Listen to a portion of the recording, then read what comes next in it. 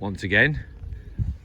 Rob, straight on my box, aren't you? Straight on my box. I can't help it, mate. There's so many fish today, I've had to have a go. So, Lee, I'll let you introduce the venue and what today's video's all been We about. are at the most stunning and beautiful today, Lindholme Lakes. This is loco. I love a big lake, and when the fish are feeding on this sort of lake, you can do some really, really great stuff.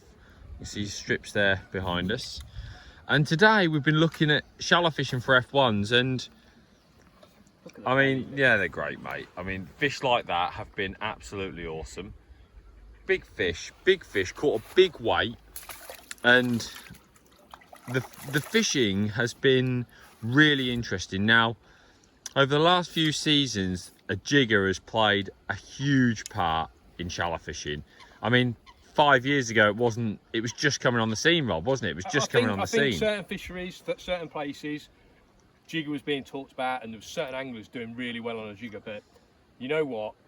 It's now become a method that if you go to a commercial fishery in the summer months that contain F1s, you've got to be fishing. You've got to have a jigger set up on your side tray ready to go. Whether you pick it up or not during the day, you've got to have it in your armoury, because when you start catching on it, it is absolutely devastating. And yeah, you've been shooting a main video today, Lee, for the Edge website, and it's been about shallow fishing.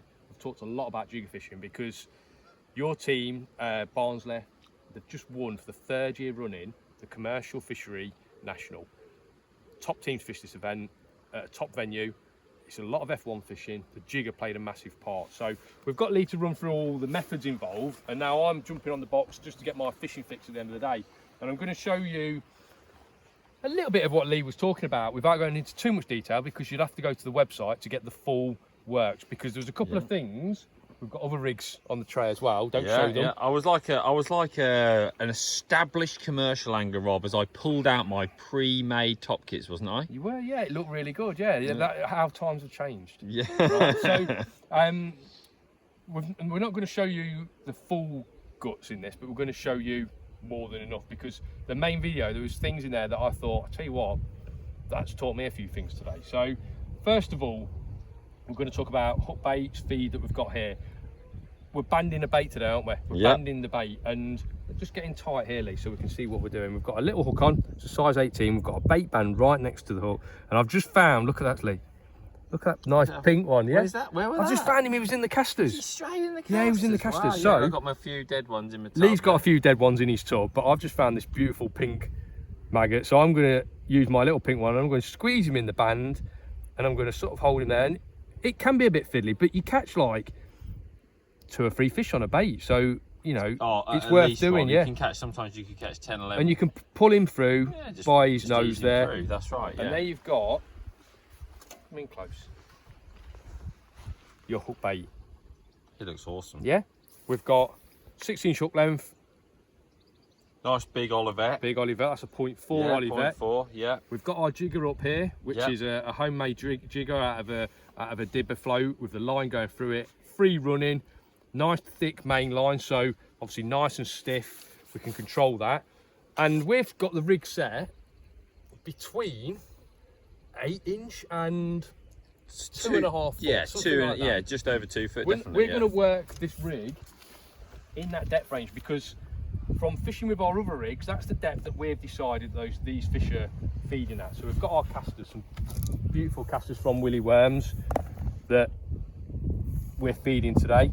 And today is about, I mean, it's one of those methods, Rob. Isn't it? I mean, cast to shallow, it's just such a great method for winning big matches. We know that it can win matches left, right and centre all the way across the country, and it's something that we've been really enjoying, isn't it? So when I was fishing commercials a lot, Lee, I used to love my caster fishing. Caster shallow was like. Yeah, it's a real winner for this time of year, and that's why the jiggers become so important, because the fish that we're catching is so big. I've had my PBF1 today, Rob, and then I beat it about 5 minutes later. Yeah. So the fish today have been huge, haven't they? The size of fish has been huge. So, really big fish. You can see that I've slapped the rig a couple of times, and then you fish it a little bit differently to me, Lee. lower the rig down a lot slower, and I tend to go a bit faster than you, then a sharp lift. Yeah, well, I'm not going to stand here and say one way is right or wrong, Rob. I found that mixing it up and just using a little bit of angling in it was important. You know, it wasn't just a case of, oh yeah, I'm just going to jig it left, right and centre.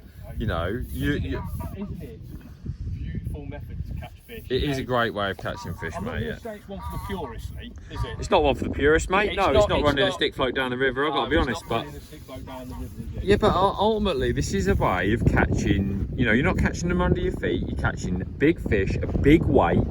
You know, you've got everything's been adapted. Fishing moves on. Short kits in your hand. You've got these like hybrid style elastics, and you know, it takes almost no time. These F1s are coming up, and you can net them, and you know, really big weights build very quickly. And it's not a race. It's not. I would say it's very suited to someone like me or Rob. Our style is very steady. You know, well, I think when I was younger, Rob, I used to go like a maniac, but now I've realised steadying down is the way, and you get a great result because of it, don't you? So is your maggot still all right there? Unbelievable. This is something that I want to talk. You know, if I was hooking that maggot, it's gone round the, it's got on doing, it's just gone round. If I was hooking that maggot, every time you catch a fish, your maggot is absolutely obliterated. But for some reason, when you hair rig a bait, it stays intact. Why is that?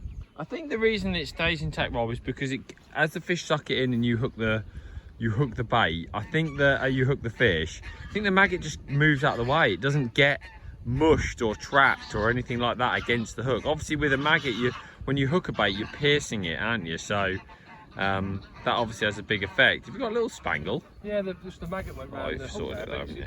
Still in great nick. So come on, catch us another one then. Catch us one more. You know, one of the most important parts of it, we could talk about the rig and jiggers and that for all you want to, but while we've been talking, how many times have I fed, Lee? Yeah, feeding's really important, mate. Yeah. Feeding all the time. Keep them casters going in. Shipping my pole out. Importantly, well out of the way of my swim. Shipping my pole Miles out of the way. Miles out of the way. Let me show you here. The swim is straight in front of me, and I'm shipping my pole out well out of the way. I don't want to get my pole over the water until I'm ready to catch a fish. And then it's a couple of slaps in. Try and get those slaps in the same place. 3 slaps in, and then my pole goes right over that jigger. And I'm lowering it down, lifting up, lowering it down, lifting up.